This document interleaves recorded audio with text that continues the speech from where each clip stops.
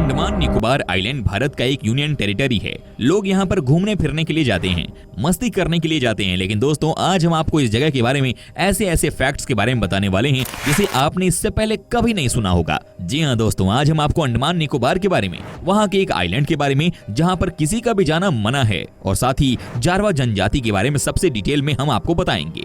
दोस्तों, आज हम आपको यहाँ की सुंदरता तो दिखाएंगे ही, लेकिन आपको ये भी बताएंगे कि अंडमान निकोबार आइलैंड जो है वो सिर्फ सुंदरता के लिए ही नहीं जाना जाता है, बल्कि वहाँ होती है तमाम तरह की अजीबोगरीब चीजें।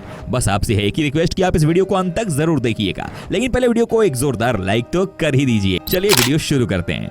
दोस्तों, सबसे पहले तो आपको बता दें कि अंडमान निकोबार का नाम कैसे पड़ा। जी हाँ, कहते हैं कि ये एक मलय लैंग्वेज से लिया गया है। आपको बता दें कि मलय भाषा में अंडमान का मतलब होता है हनुमान, जबकि दोस्तों निकोबार को लिया गया है नकावरम शब्द से, जिसका मतलब होता है लैंड ऑफ द नेकेड।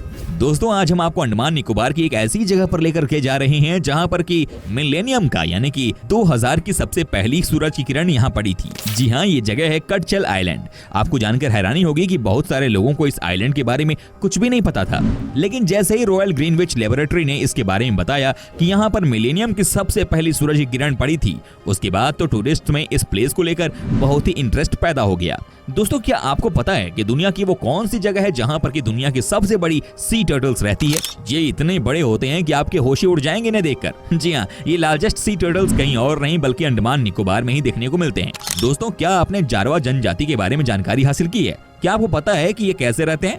दोस्तों, आपको बता दूं कि अंडमान की जारवा जनजाति हिंद महासागर के टापुओं पर पिछले 55,000 वर्षों से निवास कर रही है।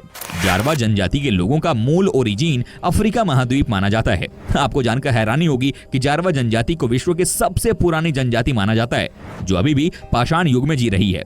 जारवा जनजाति के लोग आज भी धनुष बाण से शिकार करते हैं और इसी से मछलियों और केकड़ों का शिकार करते हैं। जारवा जनजाति के लोग सुअर का मांस बहुत चाव से खाते हैं। वे समूह बनाकर सुअर का शिकार करते हैं। दोस्तों, आपको बता दें कि SC/ST अधिनियम 2016 के सेक्शन 3(1) में ये प्रावधान है कि यदि कोई व्यक्ति इस जनजाति के लिए आरक्षित क्षेत्र में बिना अनुमति के प्रवेश करता है, उनकी तस्वीरें खींचता है, उनकी नग्न अवस्था का वीडियो बनाता है, तो उसको 3 साल की सजा और 10,000 रुपए तक का जुर्माना भुगतना होगा। साल 1990 में जारवा जनजाति को स्थानीय सरकार ने घर बनाकर रहने की सुविधा दी, लेकिन कुछ ही जारवा अपने क्षेत्र से बाहर आए। जारवा जनजाति इलाके से केवल एक अंडमान ट्रंक रोड गुजरती है। जारवा इलाके में जाने के लिए लगातार एक साथ गाड़ियां बिना रुके गुजरती हैं और किसी भी गाड़ी को रुकने की इजाजत नहीं है। जारवा जनजाति वाले इलाकों में पर्यटकों के रुकने पर पाबंदी है। दोस्तों, जारवा इलाके में जाते वक्त सेना की गाड़ियां भी आगे पीछे चलती हैं, क्योंकि जारवा लोग कभी भी पर्यटकों पर अपने भालों, धनुष आदि से आक्रमण कर सकते हैं। दोस्तों, आपको जानकर हैरानी होगी कि आज भी अंडमान निकोबार में 2 ऐसे आइलैंड हैं जिनके नाम हमारे दुश्मनों के नाम पर रखा गया है।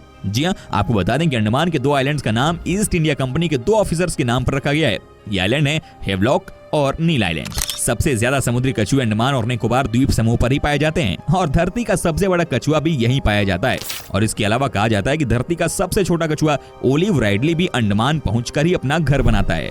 आपको जानकर हैरानी होगी कि अंडमान और निकोबार द्वीप समूह में सबसे ज्यादा बोली जाने वाली भाषा बंगाली है। इसके अलावा तेलुगु, तमिल, मलयालम, अंडमानीज और भी अन्य भाषा बोले जाने वाले लोग यहाँ पर मिलते हैं। आमतौर पर भारतीयों को बहुत मिलनसार माना जाता है, पर अंडमान और निकोबार द्वीप समूह में रहने वाले मूल जनजाति के लोग बाहर से आने वाले लोगों के साथ घुलना मिलना पसंद नहीं करते हैं। यहाँ के मूल निवासी मुख्यतः जारवा जनजाति से हैं। दोस्तों, आपको बता दें कि वैश्विक स्तर पर आइलैंड बेहद चर्चित है, लेकिन आज भी इसकी कई ऐसी जगह हैं जहां इंसान पहुंच ही नहीं सका है। इसके कुल 572 आइलैंड्स में से 36 ही जाने या बसने लायक हैं। निकोबार में जाने के लिए सिर्फ रिसर्च या सर्वे के लिए ही चुनिंदा लोगों को इजाजत मिलती है। टूरिस्ट के लिए यहाँ जाना भी मुश्किल है। दोस्तों, आपको बता दूं कि अंडमान में कमर्शियल फिशिंग बैन है। ये धरती की उन चुनिंदा जगहों में से एक है जहाँ मछलियों को उम्र पूरी करके मरने का अवसर मिलता है और वो अपनी जिंदगी जीती हैं। जी हाँ, यहाँ पर कोई भी आपको फिशिंग करते हुए नजर नहीं आएगा। यहाँ पर इस तरह की चीजों पर पूरी तरह से बैन है। अंडमान में बटरफ्लाई आपको खूब दिखेंगी। अंडमान तितलियों के लिए हैप्पी आइलैंड है। आसपास के उष्णकटिबंधीय आइलैंड से ढेरों तितलियां यहाँ पहुंचती हैं। कहते हैं कि इन्हें देखने के बाद आपको एहसास होता है कि दुनिया में दूसरे जीवों की लाइफ भी कितनी इंपॉर्टेंट होती है। वेल फ्रेंड्स, अंडमान में कोकोनट क्रैब बहुत ज्यादा पाए जाते हैं। ये जमीन पर पाए जाने वाले सबसे विशाल क्रैब होते हैं जिनकी लंबाई 1 मीटर तक हो सकती है। इनका पसंदीदा आहार कोकोनट होता है। ये अपने मुंह से नारियल के मजबूत खोल को भी तोड़ देते हैं। दोस्तों, अंडमान का स्टेट एनिमल है डुगोंग।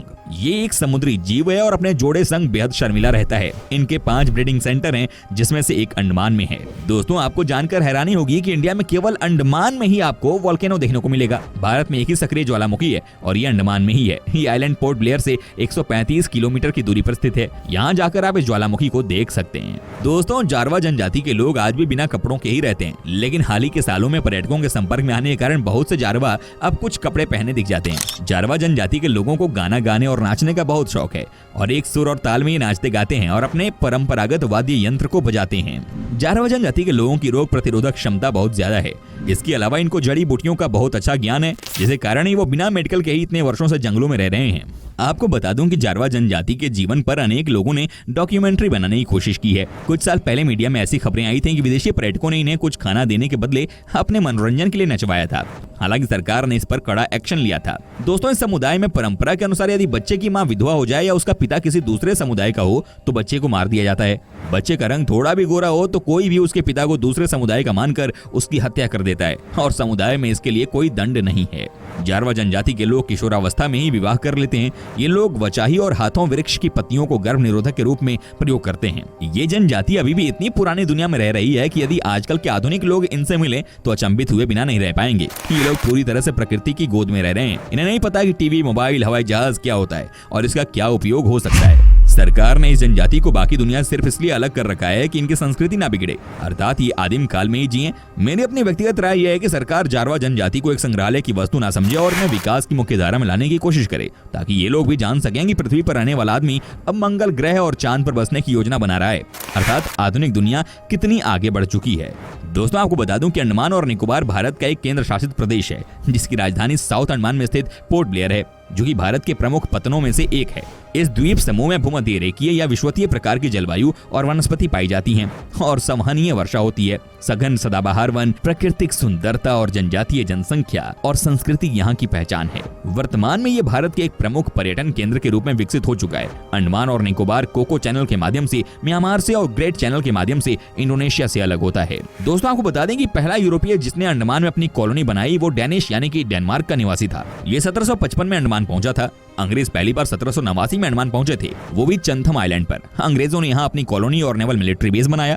डेनिश कॉलोनियल रूल यहाँ 1868 में खत्म हुआ था। ऐसा इसलिए हुआ क्योंकि ब्रिटिशर्स ने इसे खरीद लिया था। इसके बाद आइलैंड का पूरा अधिकार अंग्रेजों के हाथ में चला गया। जी हाँ, ये बात 100% सच है। दोस्तों, आपको बता दूं कि सुभाष चंद्र बोस ने अपनी आजाद हिंद फौज को जापानी मदद से और मजबूत किया। ये द्वितीय विश्व युद्ध का ही दौर था। बोस ने उत्तर और दक्षिणी आइलैंड को शहीद द्वीप और स्वराज द्वीप नाम दिया था। द्वितीय विश्व युद्ध के दौरान अंडमान और निकोबार एकमात्र भारत का ऐसा भूमि क्षेत्र था जिस पर जापान ने कब्जा जमाया था। जापान ने भारत के उत्तर पूर्व के कुछ हिस्सों को भी कब्जे में लिया था, लेकिन सिर्फ 6 महीने के लिए। इस आइलैंड पर 3 साल तक जापान का कब्जा रहा था। अंग्रेजी शासन में अंडमान का नाम काला पानी की सजा के लिए चर्चित था। यहाँ के सेल्यूलर जेल आज भी स्वाधीनता संग्राम के नायकों की कहानी कहती है। हालांकि इस जेल को अब राष्ट्रीय स्मारक में बदल दिया गया है। भारत से ज्यादा अंडमान इंडोनेशिया और बर्मा के नजदीक है। अंडमान की इंडोनेशिया से दूरी 150 किलोमीटर है, जबकि भारत की सीमा इससे 800 किलोमीटर दूर है। खतरनाक है यहाँ के आदिवासी समूह। जी हाँ, अंडमान निकोबार में एक समय मूल जनजातियों के 6 से 7 समूह पाए जाते थे। जारवा, ओंगे, ग्रेट अंडमानीज, सेंटिनेलीज, शोम्पेन्स और वो। आज इनमें से सिर्फ 4 ही जनजाति समूह बचे हैं। सेंटिनल द्वीप पर आज भी हजारों साल पुराना इंसानी कबीला रहता है।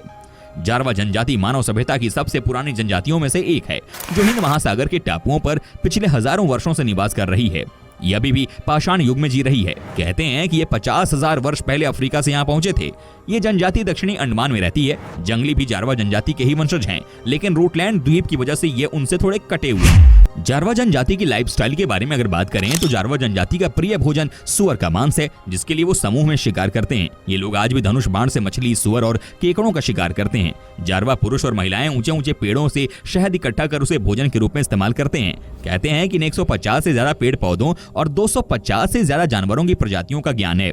सन 1998 में पहली बार जारवा बिना धनुष बाण के अपने इलाके से बाहर शहरों में आए थे। सन 1990 में जारवा जनजाति को स्थानीय सरकार ने घर बनाकर रहने की सुविधा दी थी। लेकिन कुछ ही जारवा अपने क्षेत्र से बाहर आए। ये अपने क्षेत्र में किसी भी प्रकार की दखल अंदाजी बर्दाश्त नहीं करते हैं। जारवा जनजाति के लोग आज भी बिना कपड़ों के ही रहते हैं, लेकिन हाल ही के वर्षों में बाहरी आबादी के ज्यादा आगमन से लोग उन्हें कपड़े देते हैं तो वे पहन लेते हैं। दोस्तों, उम्मीद करता हूँ कि आपको हमारा यह एपिसोड पसंद आया होगा। साथ ही दोस्तों, अगर आपको इस वीडियो पर कोई राय देनी है तो आप में कमेंट कर सकते हैं। हमें आपके कमेंट का रहता है इंतजार। दोस्तों, अगर आप हमारे चैनल पर नए हैं तो प्लीज चैनल को सब्सक्राइब जरूर कर दीजिएगा, क्योंकि हम आपके लिए रोज इस तरह की वीडियो बनाते रहते हैं। दोस्तों, अपना ख्याल रखिएगा। मिलेंगे अगले एपिसोड में, तब तक के लिए टेक केयर, बाय बाय।